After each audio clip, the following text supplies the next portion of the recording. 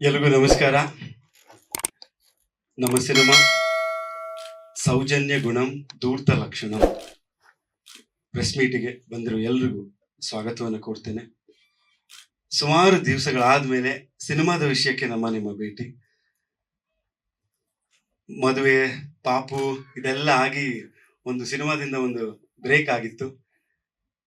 ನಾನು ನಟನೆ ಮಾಡ್ತಿರುವಂತ ಸಿನಿಮಾದ ಮೂಲಕ ನಿಮ್ಮ ಜೊತೆ ವಾಪಸ್ ಬರಬೇಕು ಅಂತ ಯೋಚನೆ ಮಾಡಿದ್ದೆ. ಆದ್ರೆ ಕಾರಣಾಂತಗಳಿಂದ ಇವತ್ತು ನಮ್ಮ ಪತ್ನಿ ಹರ್ಷಿಕಾ ಅವರ ನಿರ್ದೇಶನದ ಸಿನಿಮಾಕ್ಕೆ ಬಂದು ನಿಮ್ ಜೊತೆ ಕೂತ್ಕೊಂಡು ಮಾತಾಡೋಕೆ ಒಂದು ಅವಕಾಶ ಇವತ್ತು ಸಿಕ್ಕಿದೆ. ಖುಷಿ ಇದೆ. ಹಾಗೆ ನೀವೆಲ್ಲ ಪ್ರಶ್ನೆ ಕೇಳೋದಕ್ಕಿಂತ ಮುಂಚೆ ನಮ್ಮ ಇಂಡಿವಿಜುವಲ್ ಸಿನಿಮಾದ ಬಗ್ಗೆ ಆಮೇಲೆ ಮಾತಾಡ್ತೇವೆ.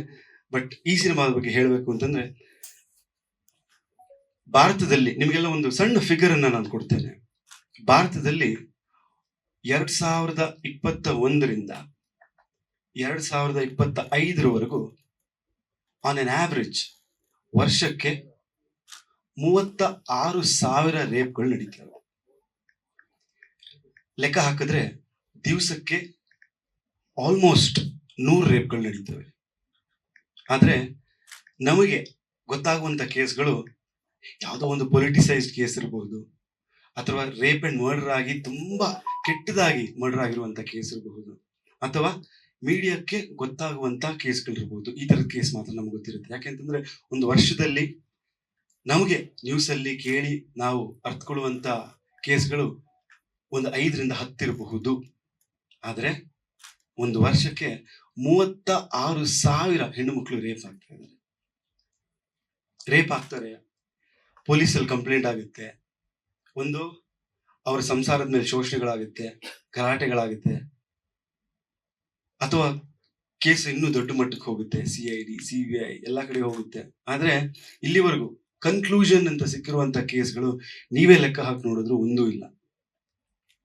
ಹಾಗೆ ಈ ಎಲ್ಲ ಭಾರತದಾದ್ಯಂತ ನಡೀತಾ ಇರುವಂತಹ ಈ ತರ ಹೆಣ್ಣು ಮಕ್ಕಳ ಮೇಲೆ ನಡೀತಾ ಇರುವಂತಹ ದೌರ್ಜನ್ಯದ ಯಾವ ಕೇಸ್ಗಳಿದೆಯೋ ಇದನ್ನೆಲ್ಲ ಒಂದು ರಿಸರ್ಚ್ ಮಾಡಿ ಯಾಕೆ ನಡೀತಾ ಇದೆ, ಯಾವ ಝೋನ್ಸ್ ಅಲ್ಲಿ ಜಾಸ್ತಿ ನಡೀತಾ ಇದೆ, ಅಂಡ್ ಇದು ಹೇಗೆಲ್ಲ ಮುಚ್ಚಿ ಹೋಗ್ತಾ ಇದೆ ಅನ್ನುವಂಥ ಕಾರಣಗಳ ಬಗ್ಗೆ ನಾವು ಕೂತ್ಕೊಂಡು ಅನಲೈಸ್ ಮಾಡಿ ಒಂದು ಅದ್ಭುತವಾದ ಸ್ಕ್ರಿಪ್ಟ್ ಅನ್ನ ಮಾಡಿದ್ದೇವೆ.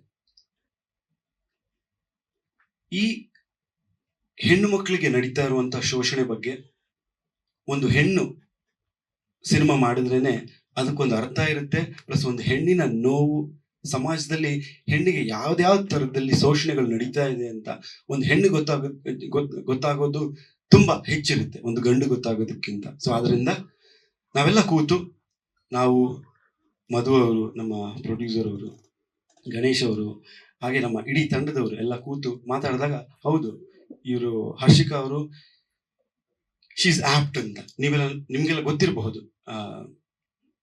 ಹಲವಾರು ವರ್ಷಗಳಿಂದ ಎಲ್ಲೆಲ್ಲಿ ಶೋಷಣೆಗಳಾಗ್ತಾ ಇದೆಯೋ, ಅದು ರಾಯಚೂರಿರ್ಲಿ, ಅಲ್ಲೊಂದು ರೇಪ್ ಅಂಡ್ ಮರ್ಡರ್ ಆಯ್ತು, ಅಲ್ಲೊಂದು ತುಂಬಾ ಭೀಕರವಾಗಿರುವಂತಹ ಒಂದು ಕೇಸ್. ಅದು ಅಂದ್ರೆ ಆ ಹೆಣ್ಣು ಮಗಳನ್ನ ರೇಪ್ ಮಾಡಿ ಮರ್ಡರ್ ಮಾಡಿ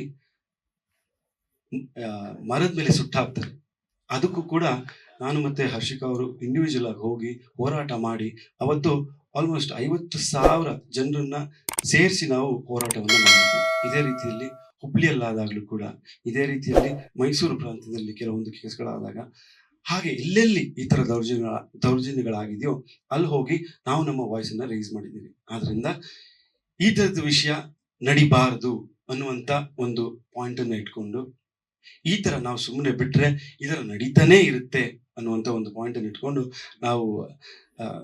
ನಾವೆಲ್ಲ ಕೂತ್ಕೊಂಡು ಪ್ಲಾನ್ ಮಾಡಿ ನಮ್ಮ ಕಿಶೋರ್ ಸರ್ ಅವ್ರನ್ನ ಭೇಟಿ ಆದ್ವಿ. ನಮಗೊಂದು ಆಸೆ ಇತ್ತು, ತುಂಬಾ ದಿವಸದಿಂದ ಒಂದು ಆಸೆ ಇತ್ತು. ಕಿಶೋರ್ ಸರ್ ಅಂತ ಒಬ್ರು ಮಹಾನ್ ನಟ, ನಮ್ಮ ಇಂಡಸ್ಟ್ರಿಯ one of the greatest performers, ಅವ್ರ ಜೊತೆ ಒಂದು ಸಿನಿಮಾ ಮಾಡಬೇಕು ಅಂತಿತ್ತು. ಆದ್ರೆ ಈ ಸಿನಿಮಾದಲ್ಲಿ ಬರುವಂತಹ ಒಂದು ಮುಖ್ಯ ಪಾತ್ರ ಅಂದ್ರೆ ಇಡೀ ಸಿನಿಮಾನೇ ಅವರ ಮೂಲಕ, ಅವರ ಕಣ್ಣಿಂದ ಜನರಿಗೆ ತಲುಪಿಸುವಂತ ಒಂದು ಪ್ರಯತ್ನ ಮಾಡಬಹುದು ಅಂತ ಹೇಳಿ ನಾವು ಕಿಶೋರ್ ಸರ್ನ ಭೇಟಿಯಾದಾಗ he was very very happy. ಅವರು ಅವರ ಅದಕ್ಕೆಲ್ಲದಕ್ಕಿಂತ ಅವರ ಸಿಂಪ್ಲಿಸಿಟಿಯನ್ನ ನೋಡಿ ನಾವು ಬೆರಗಾಗೋದ್ವಿ. ಅವ್ರನ್ನ ಭೇಟಿಯಾಗಿ ಅವ್ರನ್ನ ಮಾತಾಡ್ಸಾದ್ಮೇಲೆ ಇಷ್ಟು ದೊಡ್ಡ ನಟ ಅದು ಹೇಗೆ ಈ ತರ ಅಂತ ನಾವು ಅವ್ರನ್ನ ಪ್ರಶ್ನೆಗಳು ಕೇಳ್ತಾನೆ ಇದ್ವಿ, ಅವತ್ತಿಂದಾನೇ ಕೇಳ್ತಾನೆ ಬಂದಿದ್ವಿ. ಸರ್ ಹೆಂಗ್ ಸರ್ ನೀವು ಹಿಂಗೆ, ನಾನ್ ಹಿಂಗೆ, ಏನ್ ಇದ್ರಲ್ಲಿ ಏನ್ ವಿಶೇಷ ಏನಿದೆ ಅಂತ ಹೇಳ್ತಾರೆ ಅವರು. ಸೊ ಇಂಥ ಒಂದು ಅದ್ಭುತವಾದ ನಟ. ನಾನು ಆಕ್ಚುಲಿ ಒಂದು ಆಕ್ಟಿಂಗ್ ಪರ್ಫಾರ್ಮೆನ್ಸ್ ಸ್ಕೂಲಲ್ಲಿ ಓದ್ತಾ ಇದ್ದಾಗ ಕಿಶೋರ್ ಸರ್ ಅವ್ರದ್ದು ಒಂದು ಕೇಸ್ ಸ್ಟಡಿ ಇತ್ತು ನಮಗೆ. ಅಂದ್ರೆ ಈ ಸಟಲ್ ಪರ್ಫಾರ್ಮೆನ್ಸ್ ಬಗ್ಗೆ ಒಂದು ಕೇಸ್ ಸ್ಟಡಿ ಇತ್ತು.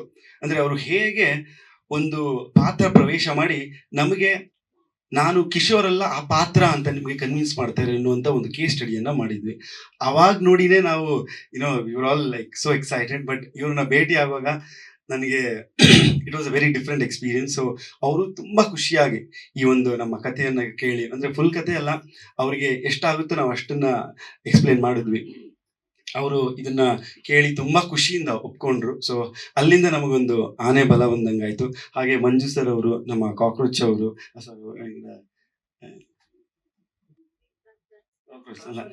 ಸಾರಿ ಅವರು, ಸೊ ಸುದಿ ಅವರು, ಸಾರಿ, ಅವರು ನೋಡಿ ಅವ್ರ ಹೆಸರೇ ಹಂಗೆ ಫೇಮಸ್ ಆಗ್ಬಿಟ್ಟಿದೆ. ಸೊ ಅವರು ಕೂಡ, ಅವರೆಲ್ಲ ಸೇರ್ಕೊಂಡು they've enhanced the cinema. So ಒಂದು ಟ್ರಿಪಲ್ ಸ್ಕ್ರೀನ್ ಪ್ಲೇ ತರದಲ್ಲಿ as a creative director. By the way ನಾನು ನಮ್ಮ ಹೆಂಡತಿ ಅವರಿಗೆ, ಧರ್ಮಪತ್ನಿ ಅವರಿಗೆ ಸಪೋರ್ಟ್ ಮಾಡೋದಕ್ಕೆ ಕ್ರಿಯೇಟಿವ್ ಡೈರೆಕ್ಟರ್ ಆಗಿ ಅವ್ರಿಗೆ ಸಪೋರ್ಟ್ ಮಾಡ್ತಾ ಇದ್ದೇನೆ. ಸೊ ಒಂದು ಕ್ರಿಯೇಟಿವ್ ಡೈರೆಕ್ಟರ್ ಆಗಿ ಅವರ ವಿತ್ ಪರ್ಮಿಷನ್ ನಾವೊಂದು ಪ್ಯಾರಲಲ್ ಸ್ಕ್ರೀನ್ ಪ್ಲೇ, ಅಂದ್ರೆ ಟ್ರಿಪಲ್ ಸ್ಕ್ರೀನ್ ಪ್ಲೇ ಒಂದು ಕಾನ್ಸೆಪ್ಟ್ ಅನ್ನ ಇಂಟ್ರೊಡ್ಯೂಸ್ ಮಾಡೋಣ ಅಂತ ಪ್ಲಾನ್ ಮಾಡ್ಕೊಂಡು ಮಾಡ್ತಾ ಇರುವಂತ ಒಂದು ಸಿನಿಮಾ. ಅಂಡ್ ಎಲ್ಲಾ ಹೆಣ್ಣು ಮಕ್ಕಳಿಗೂ ರಿಲೇಟ್ ಮಾಡ್ಕೊಳ್ಳುವಂತ ಒಂದು ಸಿನಿಮಾ ಆಗುತ್ತೆ. ಅಂಡ್ ಒಂದು ಹೆಣ್ಣು ರೇಪ್ ಒಳಗಾದಾಗ ಅವರ ಮನಸ್ಥಿತಿ ಯಾವ ತರದಲ್ಲಿ ಇರುತ್ತೆ, ಆ ಸನ್ನಿವೇಶದಲ್ಲಿ ಅದಾದ್ಮೇಲೆ ಅವರ ಮನಸ್ಥಿತಿ ಹೇಗಿರುತ್ತೆ, ಅದನ್ನ ಒಬ್ಬ ಇನ್ವೆಸ್ಟಿಗೇಟಿವ್ ಆಫೀಸರ್ ಆಗಿ ಕಿಶೋರ್ ಸರ್ ಅವರು ಹೇಗೆ ಅದನ್ನ ನೋಡ್ತಾರೆ, ಅವರ ಕಣ್ಣಿಂದ ಅವರ ದೃಷ್ಟಿಕೋನದಲ್ಲಿ ಹೇಗೆ ನೋಡ್ತಾರೆ, ಅವ್ರು ಹೇಗೆ ತೋರಿಸ್ತಾರೆ ಅನ್ನುವಂತ ಒಂದು ಇದರಲ್ಲಿ ಸ್ಕ್ರೀನ್ ಪ್ಲೇ ಅಲ್ಲಿ ಈ ಕತೆ ಹೋಗುತ್ತೆ. ಸೊ ನಾನು ಜಾಸ್ತಿ ಮಾತಾಡಲ್ಲ, ಡೈರೆಕ್ಟರ್ ಅವರು ಇನ್ನು ನಿಮ್ಗೆಲ್ಲ ಡೀಟೇಲ್ಸ್ ಅನ್ನ ಕೊಡ್ತಾರೆ. ಬಟ್ ಒಂದು ಯೂನಿಕ್ ಆಗಿರೋ, ಟಚಿಂಗ್ ಆಗಿರುವಂತಹ, ರಿಯಾಲಿಟಿಗೆ ಹತ್ತಿರ ಆಗಿರುವಂತಹ ಒಂದು ಸಿನಿಮಾನ ಮಾಡೋಣ ಅಂತ ಈ ಒಂದು ಕಥೆಯನ್ನ ಚೂಸ್ ಮಾಡಿದ್ದೀವಿ. ಸೊ ನಿಮ್ಮೆಲ್ಲರ ಹಾರೈಕೆ, ನಿಮ್ಮೆಲ್ಲರ ಸಪೋರ್ಟ್ ಯಾವತ್ತೂ ಇರ್ಲಿ ಅಂತ ಕೇಳ್ಕೊಂಡು ನನ್ನ ಮಾತನ್ನ ಮುಗಿಸ್ತೇನೆ. ಭುವನಂ ಎಂಟರ್ಟೈನ್ಮೆಂಟ್ ನ ಮೊದಲ ಸಿನಿಮಾ ನಿರ್ಮಾಪಕರಾಗಿ ಹೊರಬರ್ತಾ ಇದ್ದೀರಾ. ಪ್ರೊಡಕ್ಷನ್ ಹೌಸ್ ಇಂದ ಆಲ್ ದಿ ವೆರಿ ಬೆಸ್ಟ್ ನಿಮಗೆ ಅಂತ ಹೇಳ್ತಾ, ಲೇಟೆಸ್ಟ್ ಹಾಗೂ ಇಂಟ್ರೆಸ್ಟಿಂಗ್ ಸುದ್ದಿಗಳಿಗಾಗಿ ಬಾಸ್ ಟಿವಿ ಕನ್ನಡ ಚಾನೆಲ್ನ ಸಬ್ಸ್ಕ್ರೈಬ್ ಮಾಡಿ. ಹಾಗೆಯೇ ಬೆಲ್ ಐಕಾನ್ ಪ್ರೆಸ್ ಮಾಡಿ. ಇದರ ಜೊತೆಗೆ ಫೇಸ್ಬುಕ್, ಇನ್ಸ್ಟಾಗ್ರಾಮ್, ಎಕ್ಸ್ ನಲ್ಲೂ ಮಿಸ್ ಮಾಡದೆ ಫಾಲೋ ಮಾಡಿ.